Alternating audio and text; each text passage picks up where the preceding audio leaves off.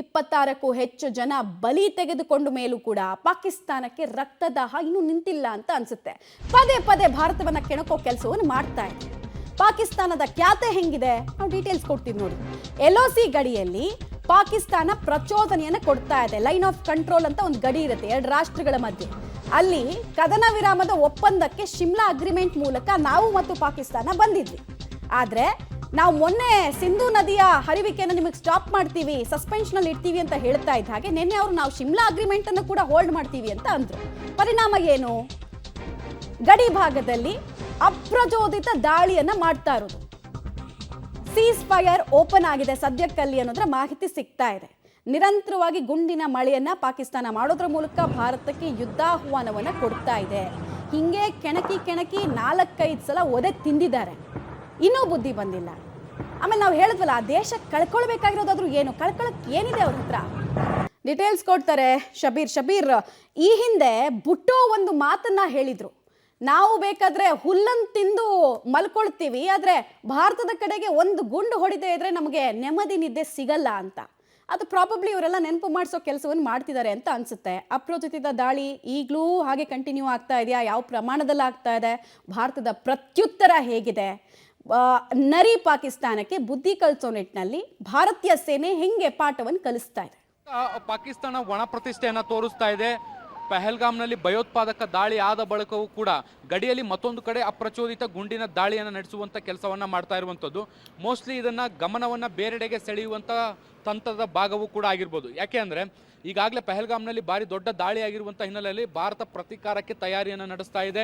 ಈಗಾಗಲೇ ಉಗ್ರರ ಏನು ಮನೆಗಳನ್ನು ಹೊಡೆದುರುಳಿಸುವಂಥ ಕೆಲಸವನ್ನು ಕೂಡ ಮಾಡಿದೆ. ಮುಂದಿನ ಹಂತದಲ್ಲಿ ಕೂಡ ಸೇನಾ ಕಾರ್ಯಾಚರಣೆಗಳು ಕೂಡ ನಡೆಯುವಂಥ ಸಾಧ್ಯತೆಗಳಿದ್ದಾವೆ. ಹೀಗಾಗಿ ಈ ಒಂದು ಫೋಕಸನ್ನು ಡೈವರ್ಟ್ ಮಾಡುವಂಥ ಉದ್ದೇಶಕ್ಕೆ ಈ ರೀತಿಯಾದಂತಹ ಸೀಸ್ ಫೈರನ್ನು ಉಲ್ಲಂಘಿಸುವಂಥ ಕೆಲಸವನ್ನು ಈಗ ಸದ್ಯಕ್ಕೆ LOCಯಲ್ಲಿ ಮಾಡಲಾಗ್ತಾ ಇದೆ. ಕಳೆದ ರಾತ್ರಿಯಿಂದಲೂ ಕೂಡ ಅಪ್ರಚೋದಿತ ಗುಂಡಿನ ದಾಳಿ ಗಡಿಯಲ್ಲಿ ನಡೀತಾ ಇರುವಂಥದ್ದು. ಭಾರತವು ಕೂಡ ಅದಕ್ಕೆ ಪ್ರತ್ಯುತ್ತರವನ್ನು ಕೊಡುವಂಥ ಕೆಲಸವನ್ನು ಕೂಡ ಈಗಾಗಲೇ ಮಾಡ್ತಾ ಇದೆ. ಯಾವುದೇ ಪ್ರಾಣ ಹಾನಿಗಳು ಈವರೆಗೂ ಕೂಡ ಆಗಿಲ್ಲ ಅನ್ನುವಂಥ ಮಾಹಿತಿಗಳಿದ್ದಾವೆ. ಕೇವಲ ಫೈರಿಂಗ್ ಮಾತ್ರ ನಡೀತಾ ಇರುವಂಥದ್ದು. ಈ ಕಡೆಯಿಂದ ಒಂದ್ಸಲ ಫೈರಿಂಗ್ ಆದಾಗ ಅದಕ್ಕೆ ಉತ್ತರವಾಗಿ ಭಾರತದಿಂದಲೂ ಕೂಡ ಫೈರಿಂಗ್ ಮೂಲಕ ಉತ್ತರವನ್ನು ಕೊಡುವಂಥ ಕೆಲಸವನ್ನು ಈಗ ಸದ್ಯಕ್ಕೆ ಮಾಡಲಾಗ್ತಾ ಇರುವಂಥದ್ದು. LOC ಉದ್ದಕ್ಕೂ ಕೂಡ ಈಗ ಹೈ ಅಲರ್ಟ್ ಅನ್ನು ಘೋಷಿಸುವಂಥ ಕೆಲಸವನ್ನು ಮಾಡಲಾಗಿದೆ. ಹೆಚ್ಚಿನ ಭದ್ರತಾ ಪಡೆಗಳನ್ನು ಈಗ LOC ಕಡೆಗೆ ಡೈವರ್ಟ್ ಮಾಡುವಂಥ ಕೆಲಸವನ್ನು ಕೂಡ ಮಾಡಲಾಗ್ತಾ ಇರುವಂಥದ್ದು. ಯಾಕೆಂದ್ರೆ ನರಿ ಬುದ್ಧಿ ಇರುವಂಥ ಪಾಕಿಸ್ತಾನ ಯಾವಾಗ ಬೇಕಾದ್ರೂ ಏನು ಬೇಕಾದ್ರೂ ಕುತಂತ್ರ ಮಾಡುವಂಥ ಸಾಧ್ಯತೆಗಳಿದ್ದಾವೆ. ಹೀಗಾಗಿ ಪರಿಸ್ಥಿತಿ ಬಹಳಷ್ಟು ಗಂಭೀರವಾಗಿರುವಂಥ ಹಿನ್ನೆಲೆಯಲ್ಲಿ ತಯಾರಿಯನ್ನು ಕೂಡ ಭಾರತ ಮಾಡ್ಕೊಳ್ತಾ ಇರುವಂಥದ್ದು. ಈ ನಿಟ್ಟಿನಲ್ಲಿ ತೆರೆಮರೆಯಲ್ಲೂ ಕೂಡ ಸಾಕಷ್ಟು ಈಗಾಗಲೇ ಪ್ಲಾನಿಂಗ್ಗಳು ಕೂಡ ನಡೀತಾ ಇದ್ದಾವೆ. ಅದು ಯಾವಾಗ ಎಕ್ಸಿಕ್ಯೂಟ್ ಆಗುತ್ತೆ ಅನ್ನುವಂಥದ್ದು ಇನ್ನಷ್ಟೇ ಕಾಯ್ಬೇಕಾಗಿರುವಂಥದ್ದು. ಮಮತಾ. ಶಬೀರ್, ಇತ್ತೀಚೆಗಷ್ಟೇ ಪಾಕಿಸ್ತಾನ ಸೇನೆ ಬಗ್ಗೆ ಅಲ್ಲಿನ ಜನ ನಂಬಿಕೆನೆ ಕಳ್ಕೊಂಡ್ಬಿಟ್ಟಿದ್ರು. ಸೊ ನಂಬಿಕೆಯನ್ನು ಇಟ್ಕೊಳ್ಳಿ ನಮ್ಮ ಮೇಲೆ, ನಾವು ಕೂಡ ಗಟ್ಟಿಯಾಗಿದ್ದೀವಿ ಅಂತ ತೋರಿಸೋ ಪ್ರಯತ್ನ ಏನಾದರೂ ಅವ್ರು ಮಾಡ್ತಿದ್ದಾರೆ ಅಂತ. ಯಾಕಂದ್ರೆ ಬಲೂಚಿಸ್ತಾನದಲ್ಲಿ ಬಂದೂಕೋರರು 60% ಸೇನೆ ಟ್ರಾವೆಲ್ ಮಾಡ್ತಾ ಇದ್ದಂತಹ ರೈಲನ್ನೇ ಹೈಜಾಕ್ ಮಾಡಿಬಿಟ್ಟಿದ್ರು. ಅಷ್ಟರ ಮಟ್ಟಿಗೆ ಮಾನ ಮರ್ಯಾದೆನ ಜಗತ್ತಲ್ಲಿ ಕಳ್ಕೊಂಡಿತ್ತು ಆ ರಾಷ್ಟ್ರ. ಹೀಗಾಗಿ ಜನರನ್ನ ನಂಬಿಸುವಂತಹ ಪ್ರಯತ್ನದ ಭಾಗ ಅಂತ ನಾವು ಇದನ್ನ ಇನ್ನೊಂದು ಆಯಾಮದಲ್ಲಿ ನೋಡ್ಬೋದಾ? ಖಂಡಿತವಾಗ್ಲೂ ಅದರಲ್ಲಿ ಯಾವುದೇ ಅನುಮಾನ ಇಲ್ಲ.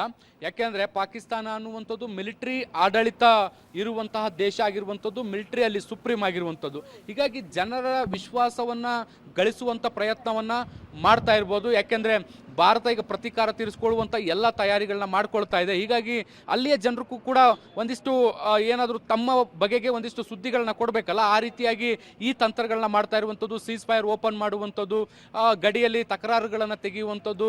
ಸೇನೆಯೂ ಕೂಡ ಏನೋ ಪಾಕಿಸ್ತಾನ ಸೇನೆಯೂ ಕೂಡ ಆಕ್ಟಿವ್ ಆಗಿ ಕೆಲಸ ಮಾಡ್ತಾ ಇದೆ ಗಡಿಗಳಲ್ಲಿ ಅನ್ನುವಂಥ ನಿಟ್ಟಿನಲ್ಲಿ ಒಂದಿಷ್ಟು ತೋರಿಕೆಯ ಕೆಲಸ ಮಾಡ್ತಾ ಇರುವಂಥದ್ದು. ಯಾಕೆಂದ್ರೆ ಈ ಹಿಂದೆ ಬಲೂಚಿಸ್ತಾನದಲ್ಲೂ ಕೂಡ ಒಂದು ರೈಲನ್ನು ಅಟ್ಯಾಕ್ ಮಾಡುವ ಏನು ದಾಳಿಯನ್ನು ಮಾಡುವಂಥ ಕೆಲಸವನ್ನು ಮಾಡಲಾಗಿತ್ತು. ಪ್ರತ್ಯೇಕವಾದಿ ಹೋರಾಟಗಾರರಿದ್ದಾರೆ, ಅವರು ಇಡೀ ಟ್ರೈನನ್ನು ವಶಕ್ಕೆ ಪಡೆಯುವಂಥ ಕೆಲಸವನ್ನು ಕೂಡ ಮಾಡಿದ್ರು. ಆಗ ಅತಿ ದೊಡ್ಡ ಫೇಲ್ಯೂರನ್ನು ಇಡೀ ದೇಶ ನೋಡಿತ್ತು.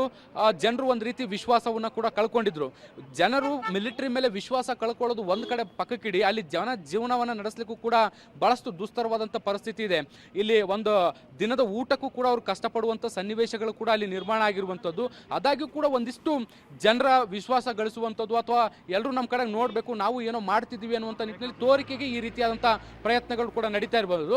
ಎಲ್ಲದಕ್ಕಿಂತ ಮುಖ್ಯವಾಗಿ ನಾನು ಆಗಲೇ ಹೇಳಿದ್ನಲ್ಲ, ಭಾರತ ಏನೋ ಒಂದು ಪ್ಲಾನ್ ಅನ್ನು ಮಾಡ್ತಾ ಇರುತ್ತೆ. ಆ ಪ್ಲಾನ್ ಅನ್ನು ಡೈವರ್ಟ್ ಮಾಡಬೇಕು, ಆ ಫೋಕಸ್ ಅನ್ನು ಚೇಂಜ್ ಮಾಡಬೇಕು ಅನ್ನೋ ಕಾರಣಕ್ಕೆ LOCಯಲ್ಲಿ ಈ ರೀತಿಯಾದಂತಹ ಅಪ್ರಚೋದಿತ ಗುಂಡಿನ ದಾಳಿಗಳು ನಡೀತಾ ಇರಬಹುದು. ಮಮತಾ.